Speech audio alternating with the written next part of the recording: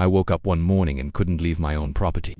No storm, no accident, just a brand new brick wall, 8 feet high, laid right across the edge of my driveway, the only way in or out of my land. No warning, no courtesy call, just a sign bolted to the bricks. Private wall installation approved by Brier Ridge HOA. Problem is, I'm not in the HOA. Never was, never will be. My house sits on a 10-acre parcel I inherited from my uncle long before Brier Ridge's luxury homes started popping up like mushrooms next door. Their community, gated entries, designer mailboxes, a fountain with uplighting my place, a gravel road, a red barn, and an old pickup that still runs like it did in '87, apparently. That was the problem because for years the HOA tried to buy my land. First it was polite offers, then pressure, then threats. They said my property was an eyesore and lowered surrounding home values, but I didn't budge. This land's my history. It's where my dog's buried, where I learned to shoot, where my uncle taught me how to fix anything with duct tape and grit. And now they'd built a wall trapping me in with zero legal authority. See, the end of my driveway connects to Old Mill Road, a dusty strip that used to be public until it was abandoned by the county decades ago. But what the HOA didn't realize is I'd bought that road at auction 5 years ago, quietly, legally, fully mine. So their little wall wasn't on their property. I called the sheriff, showed him the deed. He shook his head and said, "You want us to tear it down?" I said, "No, I've got a better idea."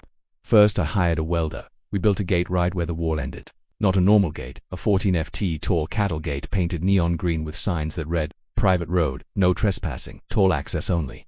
Then I had a friend drop off an old toll booth from a racetrack. He manages right in the middle of Old Mill Road, facing the entrance to Brier Ridge's only exit. By morning, traffic was a mess, and Richard, the HOA president who called my place a rusted embarrassment, stormed down with a clipboard. "You can't block access to our homes," he shouted. I handed him a toll-fee schedule. Residents pay $250 monthly, guests $10, HOA board members $500, no negotiation. He flipped.